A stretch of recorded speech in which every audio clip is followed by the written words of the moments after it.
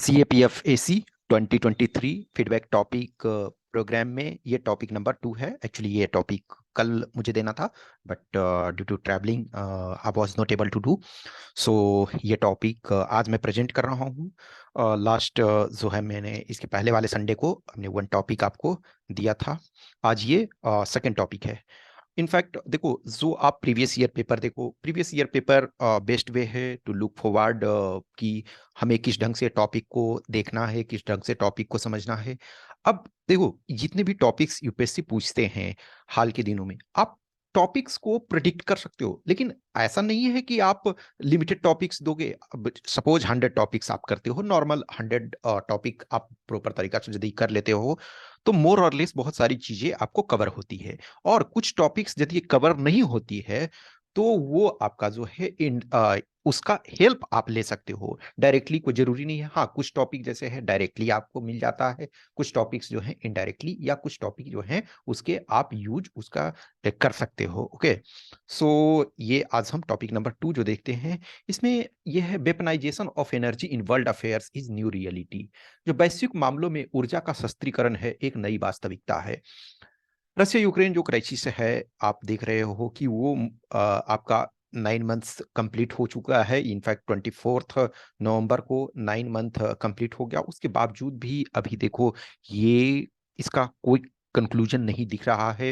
In fact अभी recently यदि आप न्यूज़पेपर देखोगे, तो एक तरह से वॉर जो है ये दोनों के बीच अगली फेज में जा रहा है। अगली फेज इन द सेंस कि जैसे आप जिनेवा कन्वेंशन देखोगे, और ये कि जो भी वॉर प्रिजनर्स हैं, उनके साथ एक तरह से बर्बरता पूर्ण व्यवहार नहीं करना है। ऑब्वियसली जब वॉर का मतलब ही एक तरह से है कि जब आप पीस प्रोसेस और बहुत सारे जो इथिक्स हैं उसको छोड़ करके ही आप वॉर में जाते हो। But in spite of that, war में जो ये कन्वेंशन होता है, जिनेवा कन्वेंशन है, उसके अनुसार है कि यदि किसी ने सरेंडर कर दिया है या वो आपका वॉर प्रिजनर है, तो एटलीस्ट अब उसके साथ फिर जो भी होना है, आप दोनों कंट्री के बीच जो समझौता होना है उसके आधार पे होगा, लेकिन आप उसको वेल ट्रीट करोगे।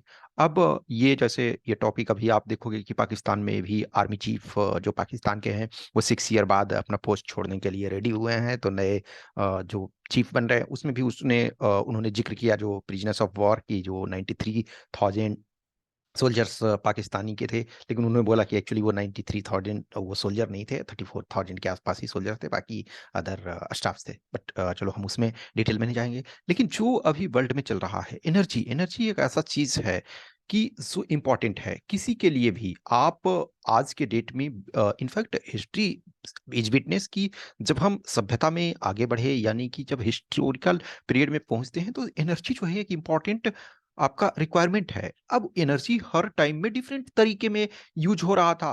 फॉर एग्जाम्पल, पहले क्या है, एनर्जी का मतलब है एक तरह से आप आग जला रहे हो, वही एनर्जी का फॉर्म है कि आप आग जला रहे हो, उससे आप खाना बना रहे हो, ठंडे के मौसम में गर्म अपने को रख रहे हो।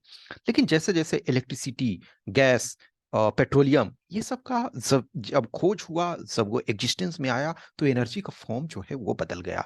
आज के डेट में जैसे क्या है, पहले आप लकड़ी जलाते थे, तब आपको लकड़ी, कंडे, या जो भी है खल पुआल, जो भी इन द सेंस है क्रॉप रेसिड्यू, आप पराली जला करके उससे एनर्जी प्राप्त कर रहे हो। वो एनर्जी क्या है, खाना बनाने में भी यूज हो रहा है, और आप ठंडे के मौसम में गर्म करने के लिए।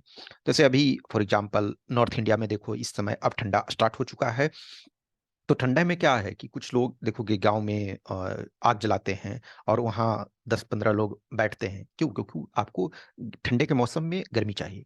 अब लेकिन हमारे पास जो इंडिया में ठंडक है, वो उतनी ज़्यादा चील नहीं पड़ती है, कुछ एक पार्ट को छोड़ करके। जैसे खास करके यदि जम्मू कश्मीर के पार्ट को लो, हिमाचल प्रदेश वगैरह लो, या फिर आप उत्तराखंड लो, या अरुणाचल प्रदेश, तो ये सब एरिया जो है बहुत ज़्यादा ठंड पड़ते हैं। लेकिन अदरवाइज जो है ठंड उतना चिल नहीं होता, क्योंकि हिमालय हमारे पास है। लेकिन जो यूरोप है, यूरोप का जो ठंडा होता है, मौसम होता है, वो बहुत ज्यादा ठंड होता है। तो जो ये टर्म यूज हो रहा है, weaponisation of energy, specifically in terms of जो वेस्टर्न वर्ल्ड है, वो रसिया को हाईलाइट कर रहे हैं कि रसिया जो है एनर्जी को वेपन की तरह यूज कर रहा है, कि एक्सपोर्ट जो इनफैक्ट जो यूरोपियन कंट्री थे, तो यूरोपियन कंट्री का जो एक एनर्जी रिक्वायरमेंट है, उसका एक तरह से 40% के आसपास जो है वो रशियन सप्लाई से, आपका रशियन गैस सप्लाई से वो कवर होता है। अब आप यदि किसी की कंट्री के खिलाफ हैं तो ऑब्वियसली बात है वो आपको हेल्प नहीं करेगा ना, उस आपको वो यूज करेगा।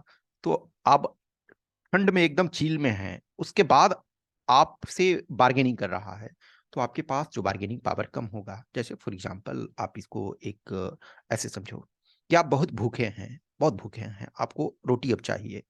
अब कोई सामने, आप ये जान रहे हैं कि जो सामने जिसके पास रोटी है वो मोरली रॉन्ग है। यदि हम ये अभी नहीं जा रहे हैं कि कौन सही है और कौन गलत है, जस्ट एक एग्जांपल के तौर पे समझो कि आप भूखे हो, सामने वाले के पास रोटी है, आप ये जानते हो, आपको ऐसा लगता है कि सामने वाला इमोरल है या फिर बंदा अनइथिकल बिहेवियर रखता है, लेकिन अब आप आवाज तभी तो उठा पाओगे ना जब आप सरवाइव करोगे। तो सबसे पहले क्या है, आपको रोटी चाहिए। हाँ, अब यदि कोई रोटी दूसरे दे रहा है तो ठीक है, आप अपना आवाज को बुलंद रख सकते हो, लेकिन जो रोटी है वो सामने वाले की रोटी के बिना आपका काम नहीं चल सकता है, फिर आपको भी कंप्रोमाइज करना पड़ता है। ये सिचुएशंस यूरोप के पास है। यहाँ हम सही गलत के पक्ष में नहीं जाते हैं। जब भी युद्ध होता है तो किसी पक्ष का या कुछ ऐसे टाइम होता है जब एक पक्ष पूरी तरह से गलत होता है, लेकिन इन मैक्सिमम केसेस में होता है कुछ ना कुछ प्रॉब्लम दोनों तरफ से होता है। अब ये एक चीज बोलोगे कि ऐसा है तो इंडिया या पाकिस्तान, देखो हम जो चीजों को देखते हैं वो अपने नजरिए से देखते हैं, लेकिन जो एक तरह से ब्रॉड वे में देखा जाता है तो वो डिफरेंट वे होता है। अब चाइना के साथ फॉर एग्जांपल, अब ये बोलोगे कि चाइना के साथ क्या इंडिया की भी गलती थी? इंडिया की गलती डायरेक्ट नहीं थी, लेकिन इनडायरेक्टली हम कहीं ना कहीं जो प्रिपेयर नहीं थे, हम कुछ जो चीजें थी वो उसमें बेटर बार्गेनिंग नहीं कर पाए, तो ये हमारी प्रॉब्लम्स थी। कुछ चीजों को हमने किया एक तरह से, जैसे दलाई लामा को हमने शरण दी या और बहुत सारी चीजें, तो हम उसमें नहीं जाएंगे डिटेल में। लेकिन जो ये है, वॉर कहीं भी हो रहा है तो दोनों पक्ष में प्रॉब्लम है। अब इसमें से अभी जो चल रहा है, चूंकि ये ग्लोबल है, इसमें आप स्पेसिफिक इंडिया के केस में नहीं ये स्पेशल पूछ रहा है, ये वैश्विक मामलों में पूछ रहा है कि ऊर्जा का सस्तीकरण एक नई वास्तविकता है। अब इसमें से अभी जो वर्तमान में चल रहा है यूरोप, यूरोप को लेकर के मेनली ये टॉपिक है, लेकिन इन केस कुछ लाइंस जो है आपको इंडिया के बारे में भी करना है। अब इंडिया का पॉपुलेशन 1.38 बिलियन, 138 करोड़ लोग हैं। एनर्जी हमारा एक इंपॉर्टेंट एस्पेक्ट है, और एनर्जी जो है ग्रोथ का भी पैरामीटर है, कि यदि आप ग्रो करना चाहते हो तो आपको एनर्जी चाहिए। हमारे केस में क्या है, इंडिया के केस में इस वजह से भी ये टॉपिक इंपॉर्टेंट होता है कि भारत जो अपने एनर्जी का बहुत सारा हिस्सा जो है वो इंपोर्ट करता है। पेट्रोलियम वगैरह में देखो, पेट्रोलियम क्या है, हम मोर देन एक तरह से 80% जो है वो पेट्रोलियम इंपोर्ट पे डिपेंडेंट है। और इस वजह से देखोगे पेट्रोलियम की प्राइसेस यदि बढ़ती है तो हर चीज उसमें इंपैक्ट होता है। जहां पेट्रोलियम की प्राइस बढ़ी, वो उसमें से दूसरी चीजें जैसे ट्रांसपोर्टेशन, ट्रांसपोर्टेशन कॉस्ट बढ़ जाएगा।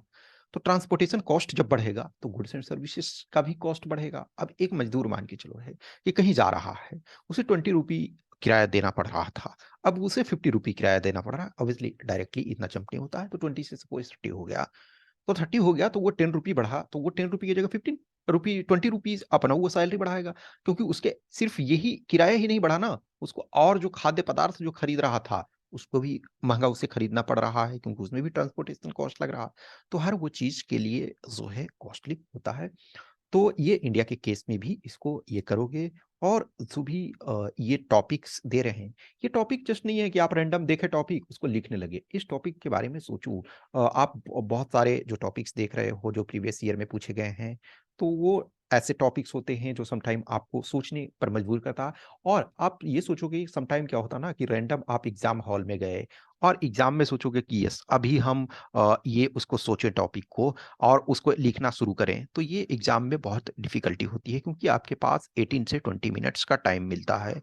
तो अभी आपके पास सफिशियंट टाइम होता है कि आप हर टॉपिक को, जो भी टॉपिक मिलता है उसको एनालिसिस करो, उसके हर डायमेंशंस को देखो। और ऑलरेडी हमने बताया कि ये फीडबैक टॉपिक है, तो ऑब्वियसली आपको जो भी जैसे सीनियर फ्रेंड्स जो भी हैं वो उनसे आप लिखो, उसको चेक कराओ, और जो हमसे जुड़े हुए हो, जो हमसे पेड प्रोग्राम में जुड़े हुए हो, उनके टॉपिक्स में हम फीडबैक प्रोवाइड कराएंगे ही कि यस ये आपका टॉपिक है, इसमें मोर डायमेंशंस ये आपको कवर करने थे।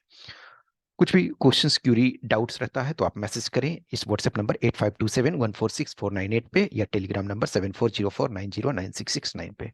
Okay, thank you.